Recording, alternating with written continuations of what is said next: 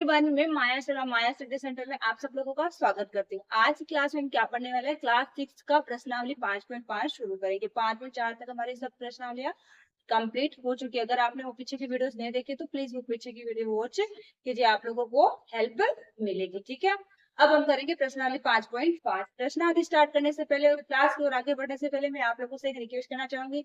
अगर आप हमारे चैनल पे नए आए हैं या फिर वीडियोस तो देख रहे हैं लेकिन ना लाइक कर रहे हैं, ना शेयर कर रहे हैं, ना सब्सक्राइब कर रहे हैं, तो प्लीज प्लीज प्लीज हमारे चैनल को सब्सक्राइब कीजिए, वीडियोस को लाइक कीजिए एंड अपने फ्रेंड्स के साथ इन वीडियोस को शेयर कीजिए। और आपको क्लास कैसी लगती है उसके लिए कमेंट करना ना भूलिए प्लीज। ठीक है, अब बढ़ते हैं हम हमारी क्लास की तरफ। ठीक है, प्रश्नावली डिस्कशन कराने से पहले मैं आप लोगों को छोटा सा इंट्रोडक्शन पार्ट कराऊंगी, क्योंकि इसमें इंट्रोडक्शन पार्ट बहुत ही छोटा है। तो सबसे पहले हम करेंगे इंट्रोडक्शन पार्ट, क्योंकि इंट्रोडक्शन पार्ट है ना, उस प्रश्नावली की क्या है, पहले की जो अपन की मतलब किसी काम को करने से पहले अपन जो उससे पहले जो जरूरी काम होता है ना, वो उसकी नीड है। क्योंकि वो नहीं करेंगे ना इंट्रोडक्शन पार्ट, तो प्रश्नावली हमें अच्छे से समझ में नहीं आएगी। तो इससे हमारी जो मूलभूत आवश्यकताएं होती है ना, उसमें ही एक आती है। मैं तो यही मानती हूँ, मेरा तो यही मानना है। अगर परिचय पाठ अपन ने अच्छे से कर लिया ना, हर प्रश्नावली से पहले देखो परिचय पाठ करना जरूरी है। परिचय पाठ कर लेते तो अपन का 90% जो प्रश्नावली से रिलेटेड, क्वेश्चनों से रिलेटेड जो टॉपिक होते हैं ना, वो अपने आप ही क्लियर हो जाते हैं। इसलिए मैं परिचय पाठ करवा दूंगा। अब आप सोचेंगे हर प्रश्नावली में परिचय पाठ करवा दिए मैं, लेकिन परिचय पाठ करवाने के पीछे मेरा मकसद यही रहता है कि आपको प्रश्नावली क्वेश्चन करने में कोई भी दिक्कत नहीं हो। ठीक है, तो सबसे हमारा पॉइंट है लंब रेखाएं।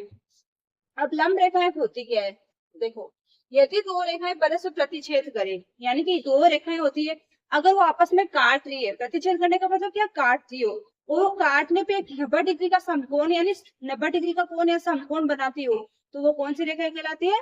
लंब रेखाएं। यही हमारी डेफिनेशन है। यदि दो रेखाएं परस्पर प्रतिच्छेद करें और उनके बीच एक समकोण हो, तो एक दूसरे को लंब रेखाएं कहलाती है। मान लो जैसे इससे कोण की रेखा ऐसे एक दूसरे को प्रतिच्छेद करिए, अगर ऐसे है तो भी वो प्रतिच्छेद तो करेंगे, इसका मतलब प्रतिच्छेद करें इसको। अगर ये कोई भी रेखा ऐसे है, उसको प्रतिच्छेद करे, काट रही है, और काटे भी देखो ये वाली ना 90 डिग्री का कोण बना रही है, फिक्स समकोण बना रही है। तो इस प्रकार जब भी कोई रेखा हो, एक दूसरे को प्रतिच्छेद भी करे दोनों, और वो 90 डिग्री का यानी समकोण बनाती है, तो क्या कहलाती है? लंब रेखाएं कहलाती है। उनको क्या बोलते हैं? अब इसे मानो कोई भी रेखा है, एपी है, ए बी रेखा ना सीधी पे लंब है, तो हम क्या उसको क्या लिखते हैं? A B. देखो लंब का साइन क्या होता है? ये वाला, इसका मतलब क्या होता है? लंब। लंब का देखिए 90 डिग्री का कोण भी बता रहा, आपस में प्रतिच्छेद भी करे, तो क्या बोलते हैं? ए बी रेखा सीधी पर क्या लंब है, तो इसे क्या लिखेंगे? ए बी लंब सी डी लिखते हैं। अभी मानो एपी की जगह कोई दूसरा भी हो सकता है, एक्स वाई, वाई जेड कुछ भी हो सकता है यहाँ पे, और ये रेखा कोई से भी हो सकते हैं, नाम चेंज हो सकते हैं, तो भी हम ये नाम चेंज कर देंगे। रेखा ये इसमें लंब है, तो इसे क्या लिखेंगे? रेखा सी डी या बी सी कोई से भी हो सकती है, लंब का साइन लगा देंगे। इस प्रकार लंब का साइन लगाया जाता है।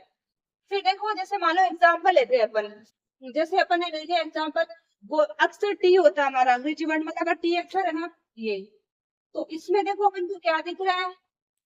अब उल्टा हो चाहे सीधा हो, 90 डिग्री का कोण भी बन रहा है, और एक दूसरे को प्रतिच्छेद भी कर रहे, प्रतिच्छेद करने को यहाँ पे काट रही है एक दूसरे को, इसका मतलब क्या, ये क्या है?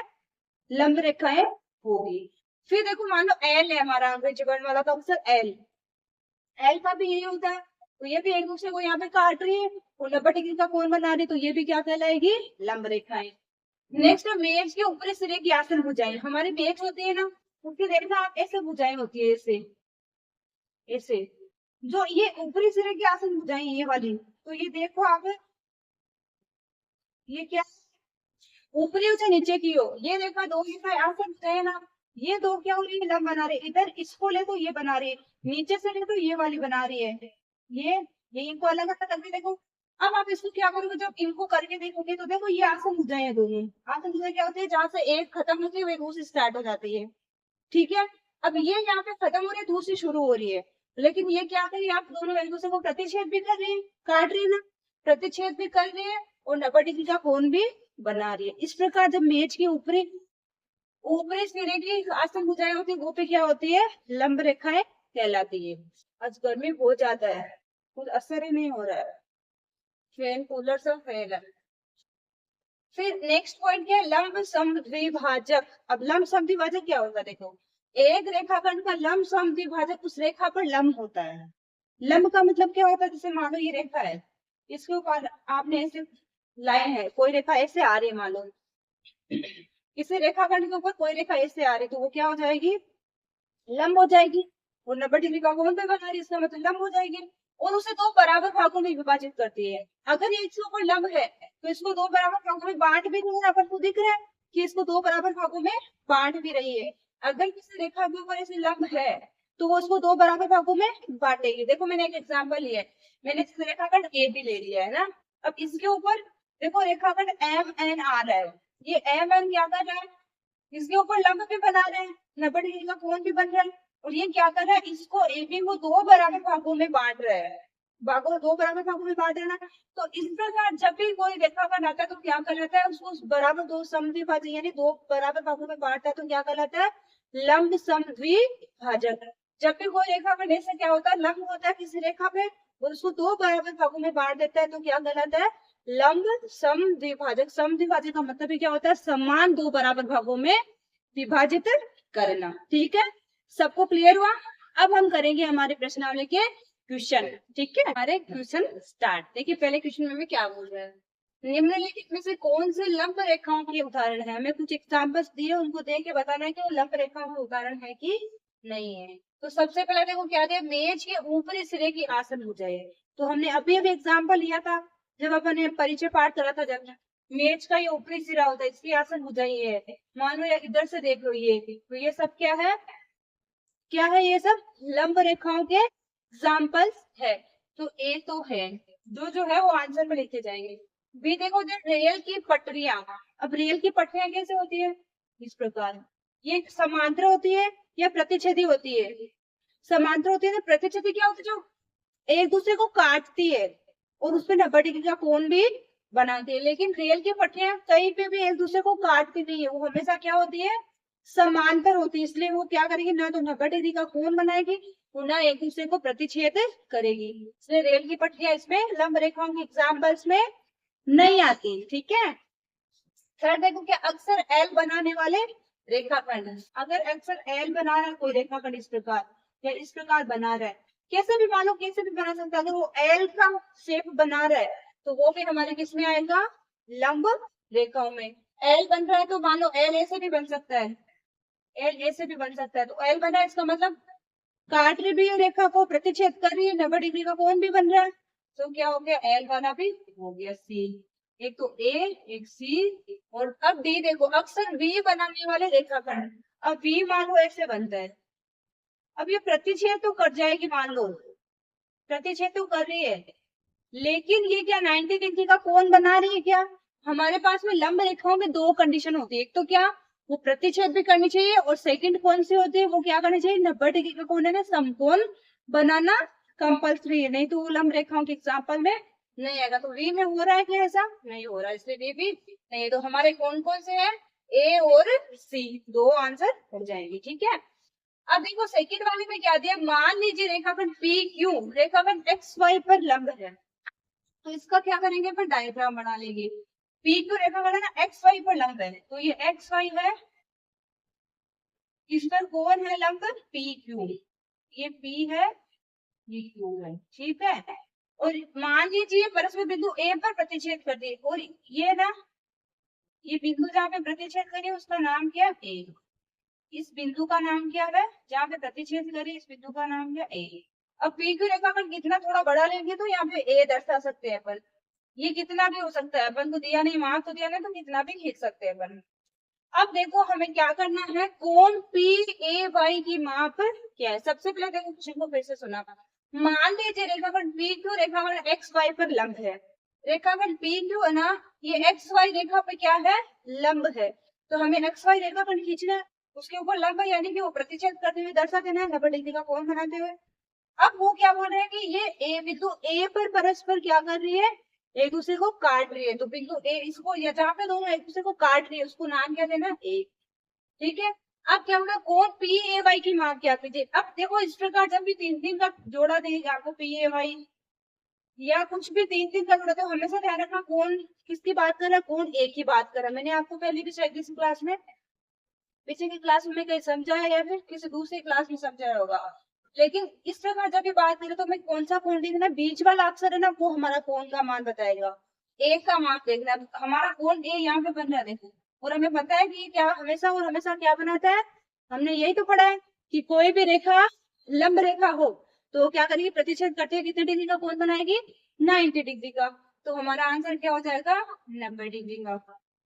ठीक है, या ऐसे भी लिख सकते कोण पी ए वाई बराबर 90 डिग्री। ठीक है, इस प्रकार भी लिख सकते हो। सबको क्लियर हुआ ना, किसी को कुछ डाउट तो नहीं है ना, सबको अच्छा लग रहा है, क्लास में मजा आता है सबको।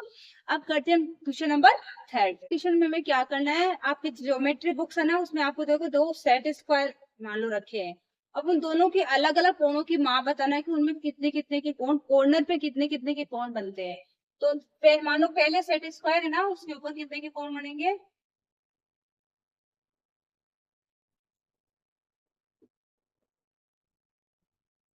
स्क्वायर बने कोण बराबर, बने कोणों का माप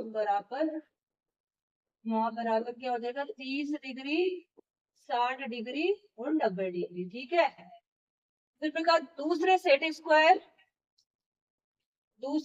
स्क्वायर पर बने कोणों का माप बराबर क्या हो जाएगा, 45, 45 और 90।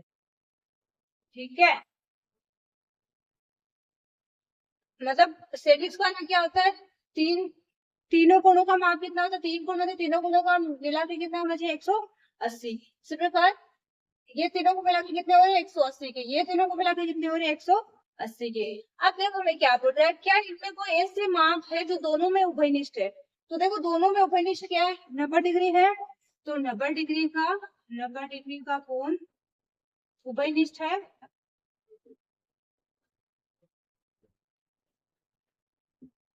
निश्चित है, 90 डिग्री का कोण क्या है, दोनों में उभयनिष्ठ है। यही क्या हो जाएगा हमारा आंसर। पहले तो हमें सेट स्क्वायर पर बनने वाले कोणों के माप लिखने अलग अलग, फिर हमें देखना है कि दोनों में क्या आ रहा है। उभयनिष्ठ का मतलब क्या होता है, जो दोनों में है, पहले वाले में भी है दूसरे वाले में भी, तो पहले वाले में दूसरे वाले में दोनों में क्या है, 90 90 है, तो वो क्या हो जाएगा, सार्ध हो जाएगा, यानी दोनों में उभयनिष्ठ हो जाएगा। अब करते हैं क्वेश्चन नंबर 4। क्वेश्चन नंबर 4 में हमें क्या करना है, चलिए देखते हैं। हमें एक आकृति दी, उसको ध्यान से देखना है, उस आकृति को देख के हमें आंसर देने हैं।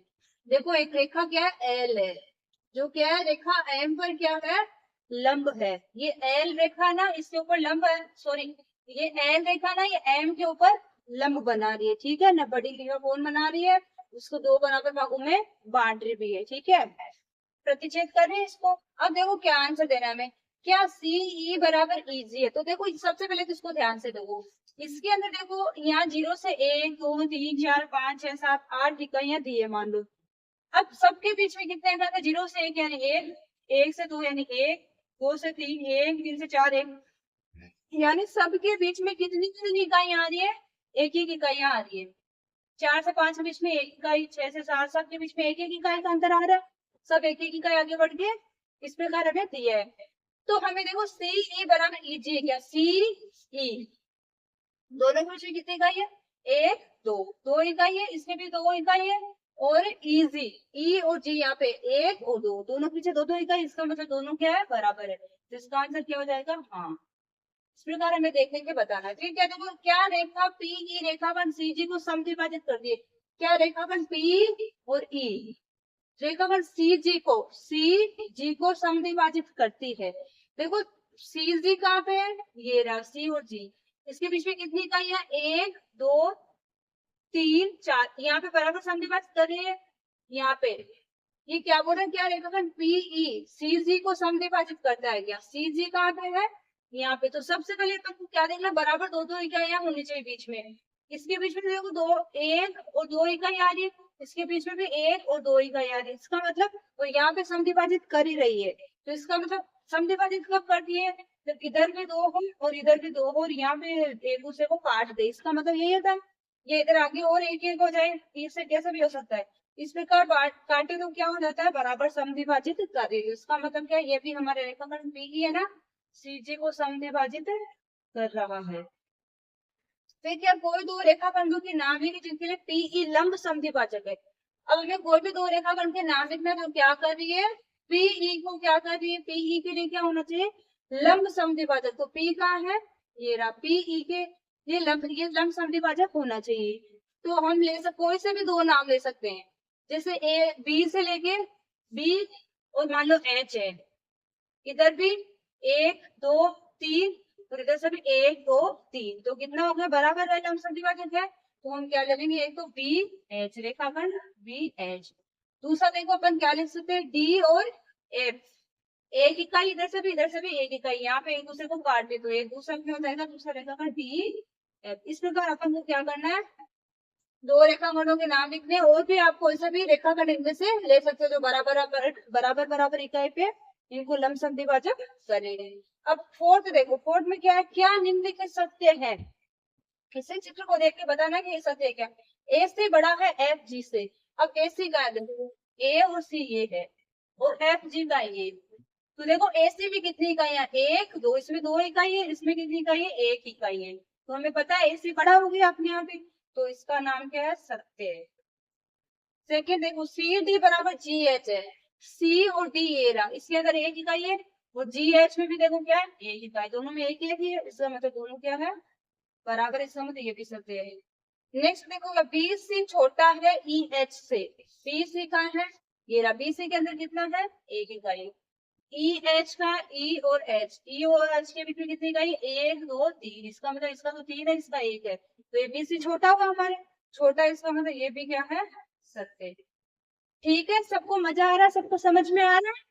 हमारी प्रश्नावली 5.5 यहीं पे कंप्लीट होती, छोटी सी प्रश्नावली थी, छोटा सा इसका इंट्रोडक्शन पार्ट था। आई होप सबको अच्छे से क्लियर हो गया होगा।